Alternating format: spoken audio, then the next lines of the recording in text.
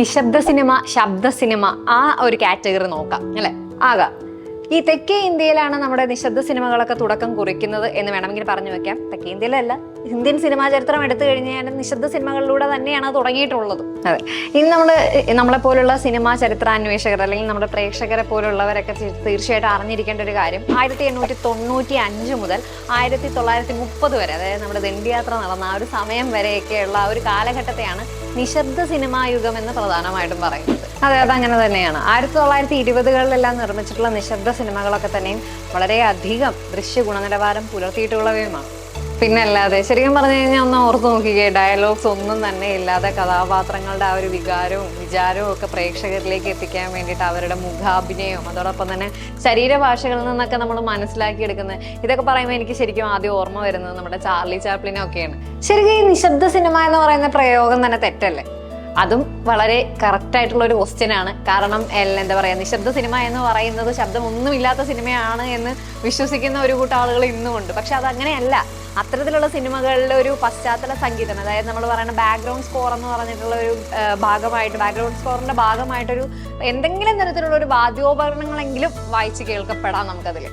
അത് മാത്രമല്ല, നമ്മൾ സിനിമയിൽ നോക്കിക്കഴിഞ്ഞാൽ സംഭാഷണങ്ങൾക്ക് പകരമായിട്ട് ടൈറ്റിൽ കാർഡുകളും ഇനി ഇത് സിനിമയുടെ ഇടയിലുള്ള ഇന്റർ ടൈറ്റിലുകളും എല്ലാം നമുക്ക് കാണാനായിട്ട് സാധിക്കും.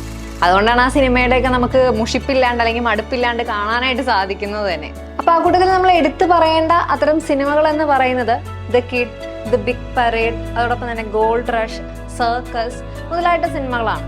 ഇവയെല്ലാം തന്നെ ബോക്സ് ഓഫീസിൽ വമ്പൻ ഹിറ്റുകളായി മാറിയിട്ടുള്ള നിശബ്ദ സിനിമകളാണ്.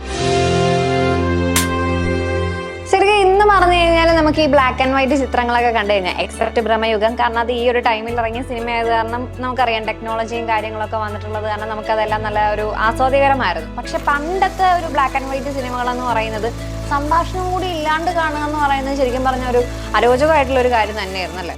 പക്ഷെ അതൊക്കെ മറയ്ക്കാനായിട്ടുള്ള പൊടിക്കൈകളും നമ്മൾ അന്നും ചെയ്തിട്ടുണ്ട്. അതെന്താ അത്? അമിതാഭിനയം തന്നെ. നമ്മുടെ ചാർലി ചാപ്ലിന്റെ സിനിമകളൊക്കെ ഒന്ന് ഓർത്ത് നോക്കിയേ, അദ്ദേഹത്തെ ഓർക്കുമ്പോൾ തന്നെ നമുക്ക് ശരിക്കും പറഞ്ഞാൽ ചിരി വരും. ആ വക്രിച്ചിട്ടുള്ള മുഖഭാവം ഒക്കെ ഓർക്കുമ്പോൾ തന്നെ അതൊക്കെ തന്നെയാണ് ആ ഒരു പൊടിക്കൈ എന്ന് പറയുന്നത്. അതൊക്കെ ശരി തന്നെയാണ്. പക്ഷെ എന്നാലും ഇപ്പം മിഡ് ഷോട്ടുകളും അതോടൊപ്പം തന്നെ ക്ലോസ് ഷോട്ടുകളും കുറണ്ട് നമ്മുടെ പല വ്യത്യസ്ത ആംഗിളിൽ ക്യാമറ വെച്ചുകൊണ്ടിട്ടുള്ളതും പിന്നെ ക്രോസ് കട്ടിങ്, പാരലൽ കട്ടിങ്, അതുപോലുള്ള എഡിറ്റിംഗ് ടെക്നിക്സും ഒക്കെ വരുമ്പോഴല്ലേ ശരിക്കും ഒരു സിനിമ ഒരു ആസ്വാദികരമാവുള്ളൂ. അല്ലാത്ത പക്ഷം ഈ അമിതാഭിനയമൊക്കെ അതിലേക്ക് വരുമ്പോഴത്തേക്ക് അതൊരു അനാവശ്യ ചേരുവയല്ലേ. പറഞ്ഞ കാര്യങ്ങളൊക്കെ തന്നെയാണ് നമ്മുടെ ചാർലി ചാപ്ലിനെ പോലെയുള്ളവരൊക്കെ തന്നെയും ലോകപ്രശസ്തരാക്കി മാറ്റിയിട്ടുള്ളത് എന്ന കാര്യവും നമ്മൾ കാണാതെ പോകരുത്. നമ്മുടെ മലയാള സിനിമ അല്ലെങ്കിൽ മലയാളത്തിലെ നിശബ്ദ സിനിമകളിലേക്ക് വരുമ്പോഴത്തേക്കും ശരിക്കും പറഞ്ഞു കഴിഞ്ഞാൽ വിഗതകുമാരൻ എന്ന് പറയുന്ന നമ്മുടെ JC ഡാനിയലിന്റെ വിഗതകുമാരനും പിന്നെ നമ്മുടെ R സുന്ദരരാജിന്റെ മാർത്താണ്ഡവർമ്മയൊക്കെയാണ് കുറച്ചുകൂടി ശ്രദ്ധിക്കപ്പെട്ടിട്ടുള്ള സിനിമകളെന്ന് തോന്നുന്നു. അതെ, പക്ഷേ ഒരു വിഷമകരമായിട്ടുള്ള ഒരു കാര്യം എന്താണെന്നാൽ അക്കാലഘട്ടത്തിൽ ഇറങ്ങിയിട്ടുള്ള സിനിമകളെല്ലാം തന്നെ സംരക്ഷിക്കുവാനോ അല്ലെങ്കിൽ സൂക്ഷിച്ചു വെക്കാനോ കഴിയാതിരുന്നത് മൂലം തന്നെ പലതും നമുക്ക് നഷ്ടമായിട്ടുണ്ട് എന്നുള്ളതാണ്. ശരിയാണ്, നമ്മുടെ അന്നത്തെ കാലത്തെ ടെക്നോളജി ഒന്നും അത്ര പവർഫുൾ അല്ല എന്ന് കാരണം എത്ര ലോക സിനിമയിൽ തന്നെ എത്ര സിനിമകൾ അതുപോലെ നശിച്ചു പോയിട്ടുണ്ടാവണം അല്ലേ. അതെ, പക്ഷെ ഒരു സംശയം ചോദിക്കട്ടെ, ഇതെല്ലാം തന്നെ ഷൂട്ട് ചെയ്ത് വെച്ചിട്ടുള്ളതല്ലേ, അപ്പൊ അതെങ്ങനെ നശിക്കും? പക്ഷെ അതിനൊരു കാരണമുണ്ടല്ലോ. എങ്ങനെ?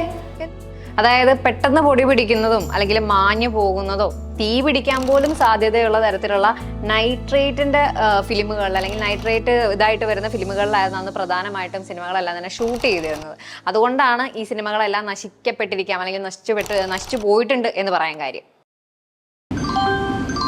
കലാപരമായ നിങ്ങളുടെ ഏത് കഴിവുകളും ഇപ്പോൾ സൗജന്യമായി ആർ സ്റ്റുഡിയോയുടെ വെബ് പ്ലാറ്റ്ഫോമിൽ രജിസ്റ്റർ ചെയ്യാവുന്നതാണ്. കൂടുതൽ വിവരങ്ങൾക്ക് www.rstudio.nexus.com സന്ദർശിക്കുക.